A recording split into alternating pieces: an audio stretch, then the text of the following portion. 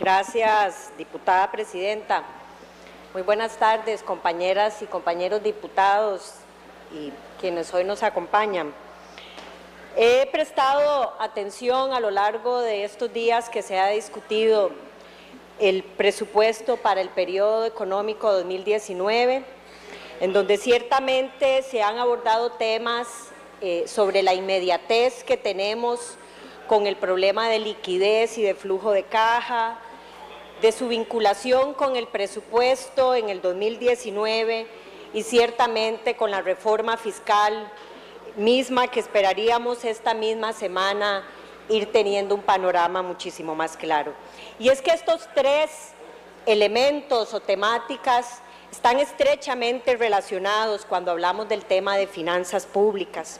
Y cuando hablamos en el inmediato y del incendio que tenemos para cerrar el año, y cuando vemos las obligaciones que tiene el Estado de aquí a diciembre, realmente hay una relación que hacer con lo que sigue más allá en el 2019, ya muy cercano con el presupuesto de la República.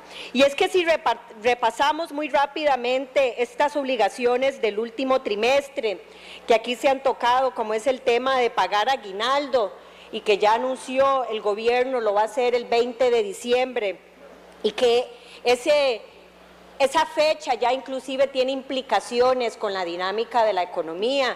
Ya lo señaló la Cámara de Comercio, que alrededor de 6,000 puestos que normalmente son ambulatorios o transitan en esta época, van a verse también mermados por la discusión del pago del aguinaldo. Esto también implica pagos de salarios y de pensiones.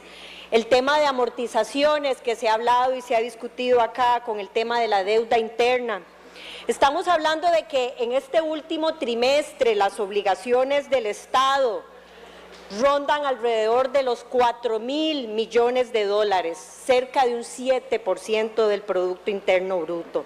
No hay que dejar de lado el pronto pago que ya tenemos encima de las letras del Tesoro por 860 millones de dólares, 500,000 millones de colones, algo que, como ya señala el propio artículo 52 de la Ley Orgánica del Banco Central, no es renegociable, no son repagables y debe cubrirse el 26 de diciembre. El Estado se despierta pasada la Navidad con este pago encima de las letras del Tesoro. ¿Y cuáles son los ingresos con los que cuenta el Estado para cerrar el año y este último trimestre de pagos? Bueno, le apostaba al tema de Bancrédito. Ya recuerdan ustedes que lo vino a señalar aquí la propia ministra cuando hablaba de la adquisición de las letras del Tesoro, 135,000 millones de colones. Sin embargo, de forma muy reciente, también ya se ha señalado que desafortunadamente para cerrar este año lo que se va a poder recibir de Bancrédito es 30,500 millones, no 135,000 millones, sino 30,500 millones de ese dichoso muerto que por su testarudez nos entregó Luis Guillermo Solís. ¿Y por qué ese monto? Bueno, porque hay una cartera de activos deteriorada que está teniendo problemas de pago. También le apuesta a la amnistía bancaria, que ciertamente para que eso se dé requiere de la reforma fiscal. Y le apuesta a esas emisiones locales que ha hecho Hacienda y que tanto ha hablado también. Y los contratos de colocación, ciertamente sale una noticia el día de hoy y otra en días pasados, por un total de colocación de 600 millones de dólares, de los cuales solo garantizados el Estado tiene 200 millones de dólares. Los restantes 400 millones de dólares se colocaron a mejor esfuerzo. Y ya sabemos lo que eso significa, vaya, colóquelo en el mercado y si no lo tiene o no lo logra, tráigalo de nuevo que yo se lo compro. Eso significa que hay realmente 200 millones de esos 600 millones de dólares a los que le apuesta el Estado. Y entra con un flujo de caja en este último trimestre por 600 millones de dólares. De manera tal que sí, hay un incendio y aquí se ha querido señalar cuando El diputado Pedro Muñoz ha hablado de cómo se obtienen los recursos y si esas medidas a las que está optando el Ministerio de Hacienda, contratos de colocación y emisiones, requieren de autorización de la Asamblea Legislativa o no. Y ciertamente yo creo que esa es una discusión que se tiene que abordar en esta Asamblea. Y al menos considero que estamos obligados a conocer el stock de la demanda en entidades públicas, el cronograma de amortizaciones que se den. Cada vez que se coloca una deuda, se debe publicar en el website. Yo creo que eso es transparencia y es parte de lo que el diputado Pedro Muñoz ha señalado. Pero eso es también para decirnos que en la inmediatez que tenemos para cerrar las finanzas este año, hay que entender la presión que tiene el Ejecutivo y que muchas veces recae normalmente solo en el Poder Ejecutivo, pero que en esta ocasión también recae en la Asamblea Legislativa. La Asamblea Legislativa está haciendo lo que le corresponde y parte de esta discusión que esperaría o yo hubiese querido fuera mayor por parte del presupuesto de la República está totalmente vinculada con esta inmediatez y con lo que viene pasado diciembre, iniciando el 2019. Y sí, todos conocemos ese incendio que tenemos de aquí a diciembre, y por ello lo resalto, no por ser alarmista. Creo que la Asamblea Legislativa debe tener claridad de la delicada situación de las finanzas públicas, sin omitir el conocer cómo se están manejando esas colocaciones y cómo se están adquiriendo esos recursos. Ese es un reto que ciertamente señalado tenemos en el inmediato. Inmediato, entiéndase ya, de aquí a cerrar diciembre, a pagar aguinaldos, a pagar pensiones. Pero también he dicho que a la vuelta de la esquina empezamos con la discusión de este presupuesto 2019, que se ha dicho que es austero, y sí, yo comparto que sí y resalto los esfuerzos que ha hecho el gobierno con respecto a los aumentos nominales y no crecer exponencialmente, en este primer año como sí lo hizo el primer año del gobierno de Luis Guillermo Solís. Pero también en esta discusión hay que tener presente algunas realidades con el tema del presupuesto. 10.9 billones de colones, alrededor de un 30% del Producto Interno Bruto, que se va a pagar más de la mitad con deuda. En otras palabras, en el presupuesto del 2019, más de la mitad del dinero que se va a gastar es plata prestada. Es decir, es como si en la casa de cada uno de nosotros el sueldo no alcanzara y para pagar la mitad de los gastos o más hay que recurrir a la tarjeta de crédito. La situación está tan crítica que ya ni siquiera con el salario y la tarjeta de crédito alcanza. Hay que salir a pedir prestado a los amigos. Por eso no comparto el que en esta asamblea, en este plenario, se hable de que el presupuesto crece un 1% únicamente quitando deuda, porque eso es invisibilizar un problema que tenemos, no de ahora, pero que debe revertirse, y es ese sendero explosivo que lleva la deuda. Es infrenable, es un dilema a la hora de aprobar este presupuesto. Compañeras y compañeros diputados, aquí no estamos dando una autorización de gasto únicamente, estamos dando una autorización de endeudamiento. Y eso es parte de lo que se discutió y se vio, y aquí hay que reconocer que la necesidad que se tiene debe de verse reflejada en esta discusión. Y eso es parte de lo que privó en la discusión de la Comisión de Asuntos Hacendarios, donde cómo frenar ese sendero explosivo que lleva la deuda, al mismo tiempo de tener que entender y aceptar que es la única forma en este momento que se puede financiar el presupuesto del 2019. Poco haría yo en ponerme aquí a discutir que más de la mitad de ese presupuesto se tenga que pagar con deuda, cuando es la única forma que tenemos. Pero al mismo tiempo, eso tiene que llevarnos a reflexionar y cómo ir frenando ese sendero que digo es explosivo. Y mucha de la discusión que se dio en la Comisión de Hacendarios me parece que se tiene que reflexionar el día de hoy. Y poco se ha comentado sobre ello.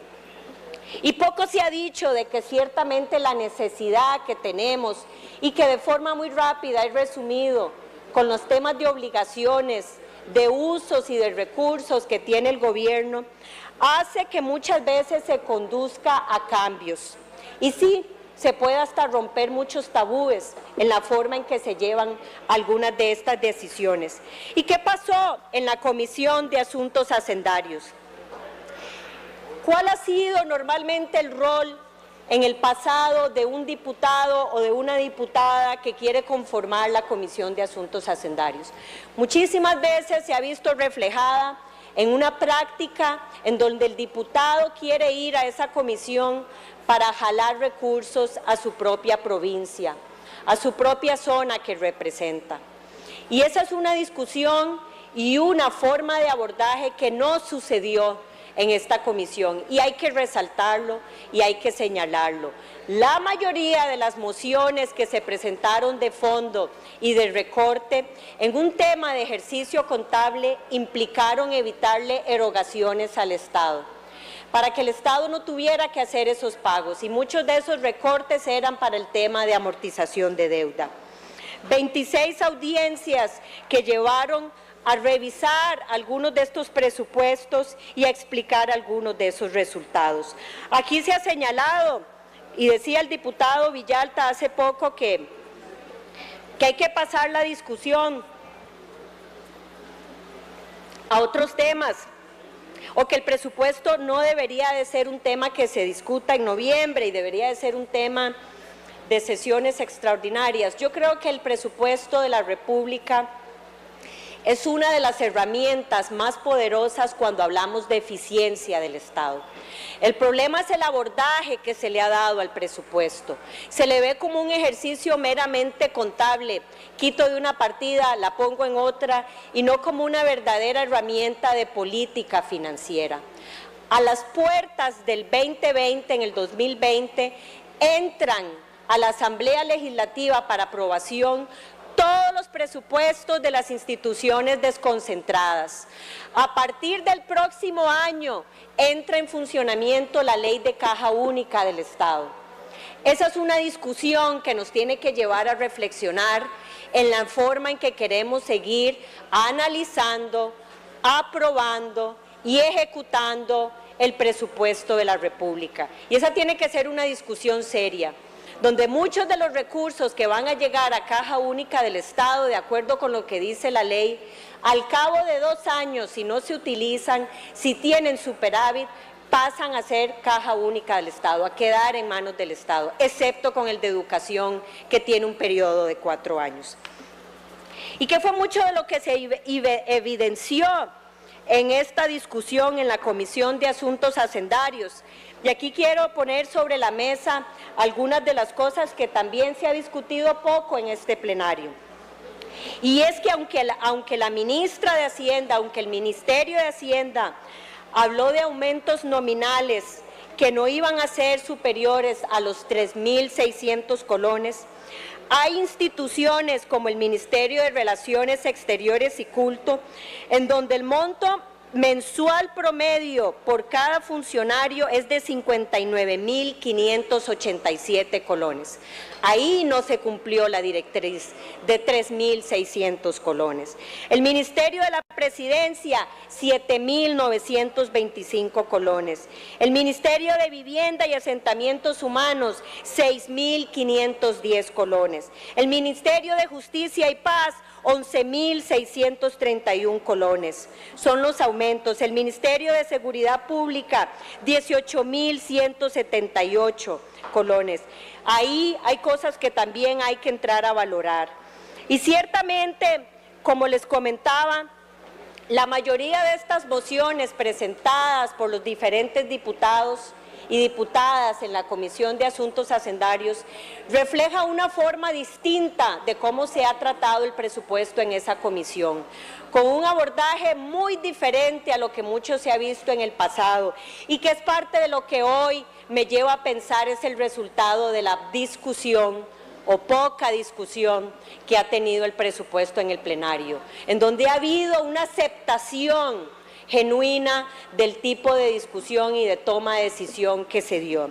Y parte de este mensaje y parte de las razones de cómo ir frenando este sendero explosivo y este problema de finanzas públicas es lo que nos lleva a la fracción de Liberación Nacional a presentar normas presupuestarias y tratar de darle un abordaje al presupuesto de la República de una forma más eficiente, con medidas de ahorro y transparencia.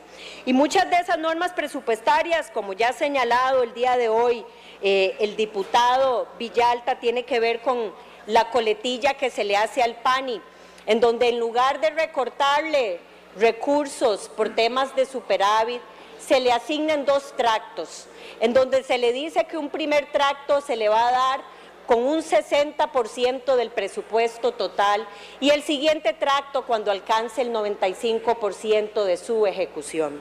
Pero más allá de eso, hay normas presupuestarias muy novedosas. Una de esas medidas es decirle a las instituciones que tienen la posibilidad de subejecutar hasta un 7%.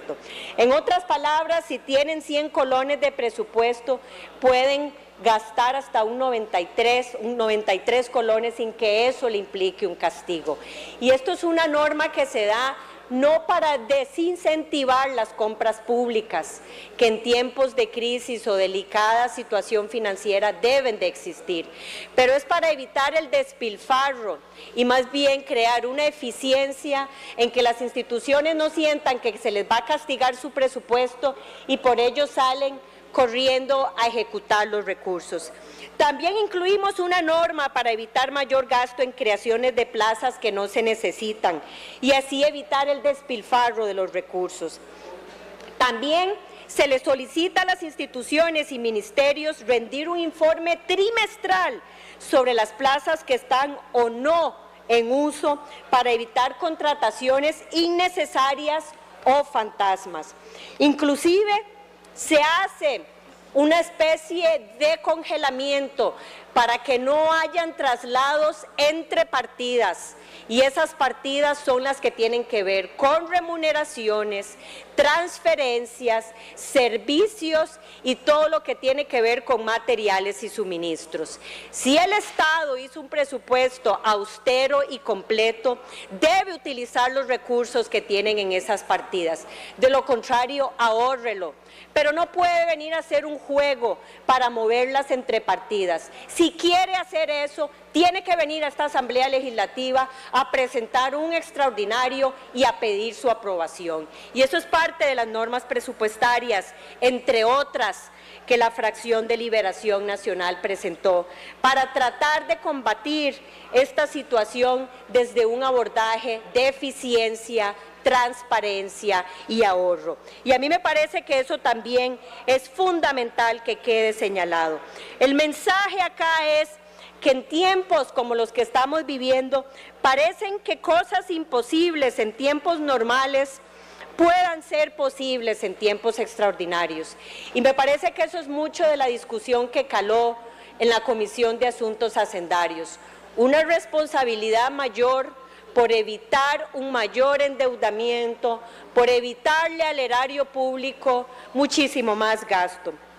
Y esa discusión del presupuesto, como lo señalaba, tiene que verse como un tema de eficiencia del Estado, de la calidad del gasto, del Estado que queremos y podemos pagar, pero además del Estado que debemos pagar. Esto nos lleva no solamente a hablar de lo inmediato, también de estabilizar la economía y de impulsar una mayor actividad en la economía. Recordemos que la eficiencia o el genuino fin de un sistema tributario no es recaudar o cobrar más impuestos, es la posibilidad de que esos impuestos se puedan pagar. Y para ello hay que tomar al mismo tiempo medidas de reactivación. De lo contrario, el sistema tributario falla. Hay que ser más productivos, incentivar muchísimo más la productividad. Y aquí El Gobierno de la República debe ser contundente y con señales claras, y esta Asamblea Legislativa debe ser vigilante. No se pueden permitir dobles discursos o no querer pagar un costo político. Y digo esto con el afán de construir y al mismo tiempo de resaltar. Y voy a poner algunos ejemplos de por qué señalo esto. En la mayor posibilidad de contención del gasto, el Estado sale corriendo y hace un aumento en el FES. En el tema de apertura comercial, hemos tenido un doble discurso. Tenemos un ministro de Agricultura que cree en el proteccionismo, al mismo tiempo que tenemos una ministra de Comercio Exterior que habla de la Alianza del Pacífico y habla de la adhesión a la OCDE. Se crea una comisión para impulsar CETENA, cuando cualquiera de nosotros y quienes están del otro lado saben que CETENA se puede ligar con la palabra obstáculo por cualquier lado. Se habla poco del tema de concesiones, se habla poco del tema de banca para el desarrollo y al mismo tiempo esta Asamblea Legislativa debe exigir lo que aquí se prometió en este plenario y es empezar con el tema de disminución del gasto y la reforma del empleo público. Finalmente, pero igualmente importante, es el tema de la inversión social. Muy de la mano de ese Estado que queremos y podemos pagar, si hay algo que no se puede frenar en tiempos de delicada situación financiera, es la inversión social. Y sí, yo también señalo lo que el reciente Estado de la Nación indicó la semana pasada, en donde la pobreza extrema se duplicaría si se acorta la ayuda social. Y por eso es tan importante el tema de las finanzas públicas, por eso es tan importante el tema de la aprobación de la reforma fiscal. Yo no puedo entender cómo en este plenario hay personas que hablan de atacar la pobreza y se oponen a la reforma fiscal. El tema de la pobreza extrema, si se merman las ayudas del Estado que no salen de las hojas de los árboles, va a aumentar de un 5 a un 9.8%. Esa pobreza extrema que implica vivir con menos de $5 diarios. Eso es inmoral, eso es inaceptable, eso es imperdonable. El Estado no puede permitir que nadie viva en esas condiciones. Eso nos debe desvelar y nos debe traer la atención a este despacho. Y la ayuda social implica también redes de cuidado. Y en eso el Estado tiene que salir y anunciar cómo va a trabajar el tema de redes de cuidado. Las redes de cuidados es la mayor herramienta para que las mujeres puedan ingresar al mercado laboral y puedan mantenerse y retenerlas en el mercado laboral. También hablamos de comedores escolares, de avancemos esa ayuda para mantener a los jóvenes en las aulas que hoy, por el tema de la huelga, están frenadas, por si no lo saben. Esas ayudas sociales del Estado, donde el principal requisito es la permanencia del estudiante, hoy están frenadas de forma obligatoria e involuntaria para los estudiantes que no las reciben y que puede tener enormes implicaciones en la deserción escolar, así como otro tipo de becas. Sin transferencias sociales, la pobreza va a aumentar 2.8 puntos porcentuales. Así lo señala el propio Estado de la Nación. Finalmente, cuando hablo de que no se puede pasar una reforma fiscal sin tener un costo político, también lo señalo con el rendimiento de la reforma fiscal, principalmente de la regla fiscal. La regla fiscal es una herramienta que puede ser muy valiosa, sí se aplica. Y aquí quiero hacer una reflexión, compañeras y compañeros, muy importantes con el tiempo que me resta.